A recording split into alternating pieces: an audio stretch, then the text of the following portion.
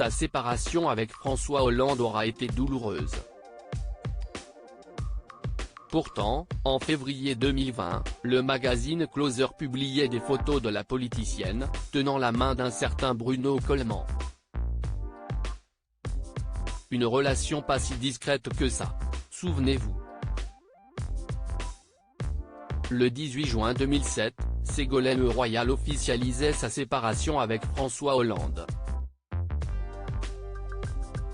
Après une campagne et une élection présidentielle houleuse, le couple de politiciens avait clos le chapitre d'une histoire d'amour qui a duré plus de 30 années et qui a vu naître 4 enfants.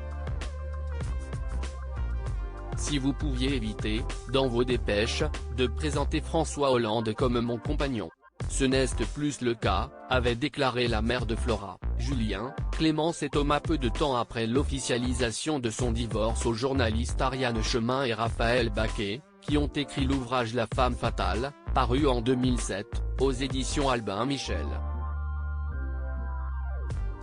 Et d'ajouter, j'ai demandé à François Hollande de quitter le domicile, de vivre son histoire sentimentale de son côté, désormais étalée dans les livres et les journaux, et je lui ai souhaité d'être heureux.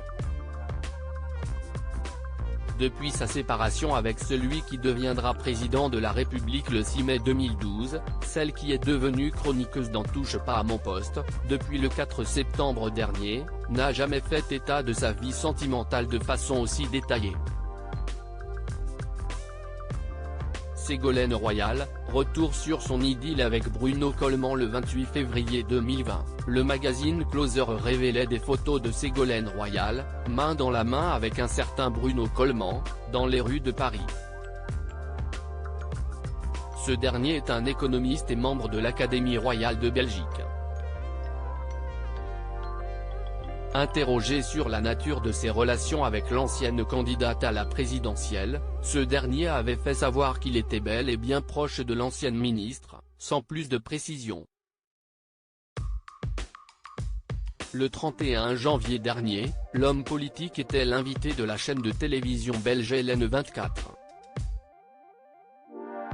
L'occasion pour l'économiste de revenir sur son ancienne histoire d'amour avec Ségolène Royal.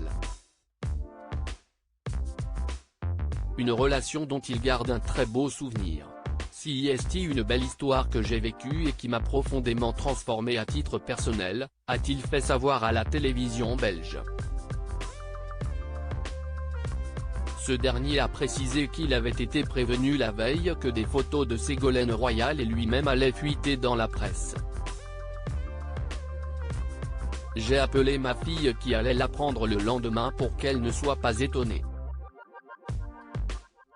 Elle a accueilli la nouvelle avec un désintérêt absolument total, avait-il conclu, dans un sourire. Une belle histoire désormais terminée.